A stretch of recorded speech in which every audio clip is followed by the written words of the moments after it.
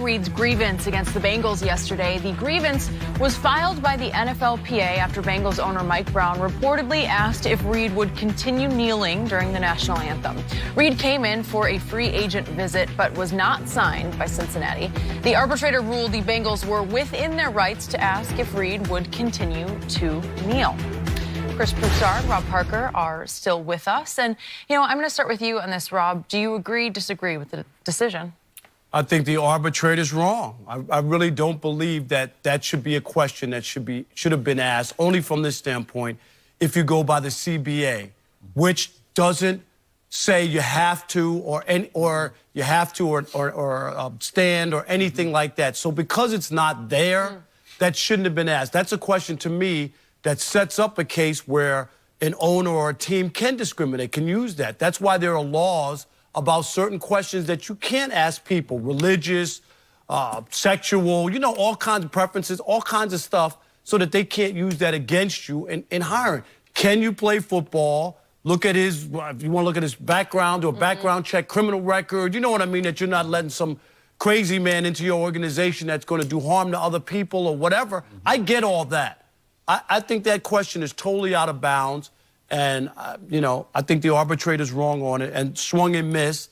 But we know that this, for whatever reason, this became such a hot-button issue, and it's jaded people. It really has made people look at people who are doing, because I always say, I get even the CBAs, but your rights as an American citizen should never be superseded. I don't believe it. I agree with your premise, Rob. I support what Reid's doing. I didn't like him calling Malcolm Jenkins a sellout, but I support what he's doing.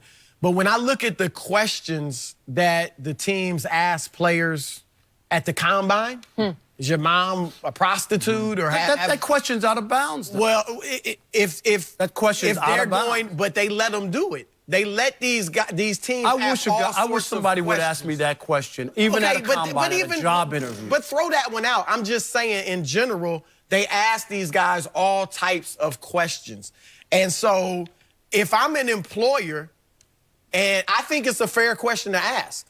You really do? Yeah. I think I don't agree with it. Because you would never be asked that question in any other circumstance. But the law protects you from discriminating in hiring on race, color, national origin, religion, sex.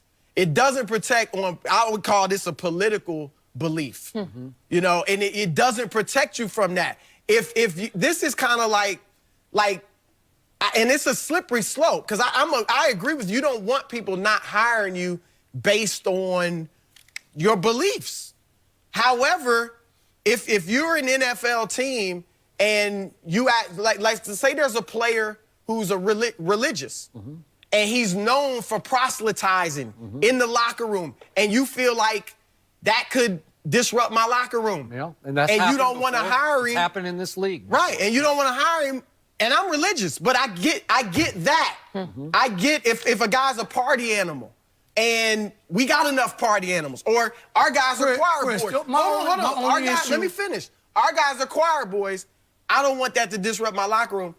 And it's an owner's right to do that. In a league filled with so many guys who have committed felons. I don't get that. I don't get that. This is the same team that has Joe Mixon on the team, who cracked a woman's face on video. This is the team. I agree. That's standing there asking Eric Reid whether or not you're going to kneel for the national anthem. Is it lawful? It's not. I agree with your feeling. I just think that it's mixed up, and this is the issue I just have. Well, and to your point, no coach beyond Marvin Lewis has taken more chances on bad actors than Marvin Lewis has over time.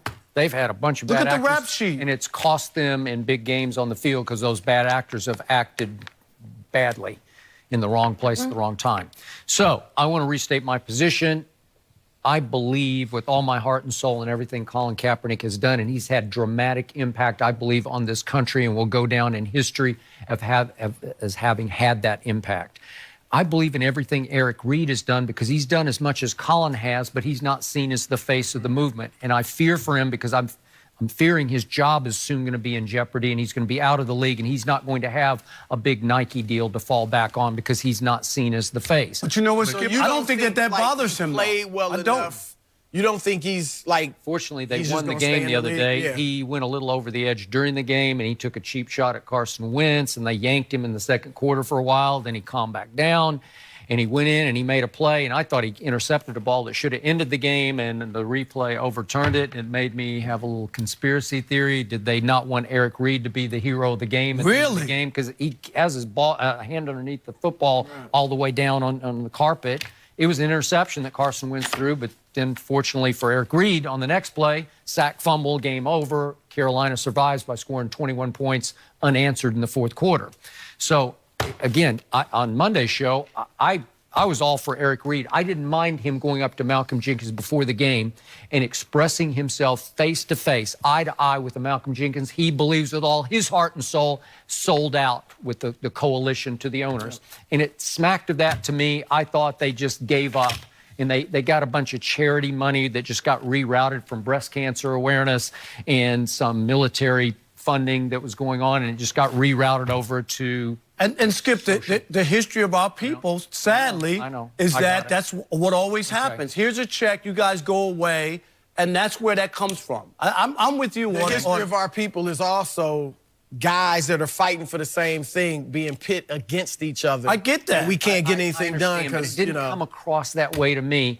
It's just that coalition sold them out. And again, I loved what Eric Reid did. He just let his emotions carry onto the football field, and you can't do that.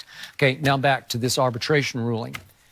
I understood it only because this is America, and Mike Brown, who owns and operates the Cincinnati Bengals, almost is a mom and pop type operation. It's the only almost. It is, Skip, straight up. And he's just trying to protect his bottom line. So he's saying, in the end, he fears that Eric Reid kneeling would be bad for business in Cincinnati. It's a fairly, as you know, I lived there. It's a very conservative. Very conservative. Okay? Yeah. So he's just saying, I don't need that. To your point about all the other kinds of the sort of threats to the locker room or whatever.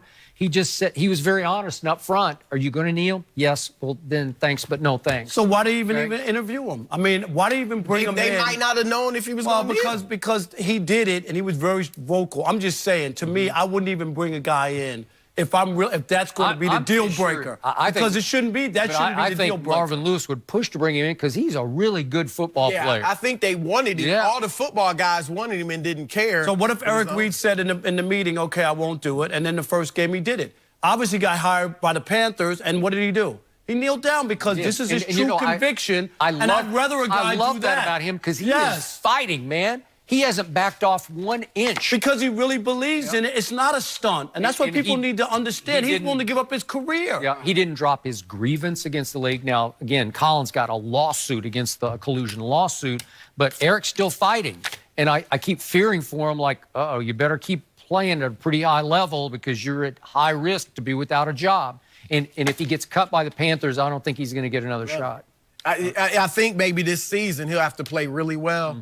And if he plays well, hopefully he stays. The real issue, I think, is the fact that the league is willing to have, and even the Bengals, these guys, like you mentioned, Joe Mixon, domestic violence, and all types of issues. Montez Burfict. Right. Check him out. And you won't have a guy that's standing up peaceful for other Americans, American citizens. Okay. That's the issue. I agree with you. I think it's their right to ask, but the issue is, why do you hold this guy as worse off than some of these fellas? If I was in a job interview and just questions, I don't think I would want to work at that place. Do you know what I mean? I just wouldn't for me. Money, I get it. People you got to have a job, you have to feed your family and all that other stuff.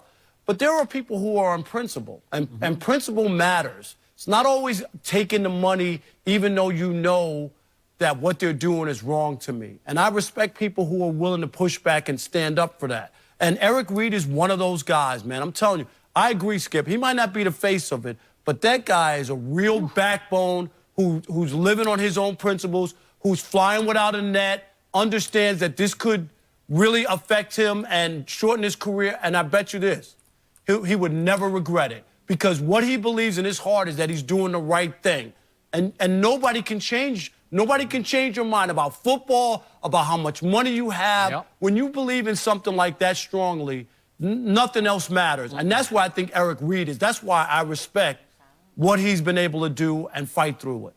The fact that we're saying that he has to exceed expectations to stay in this league When there are all because kinds of of this, bad players, right? that's shocking. And unfortunately, that's still the storyline that we keep talking about. So we'll have to see what's next. All right, Chris, thank you. Chris, I'll Good see you stuff on the today. radio. And hopefully you'll be better on the You radio. guys going to make it through radio? All right. Joel Klatt is going to join us next to talk some college football. Jim Harbaugh, Michigan, are they on the way to the playoff? Hey, they're playing with something special. Really? Skip likes it. That's What?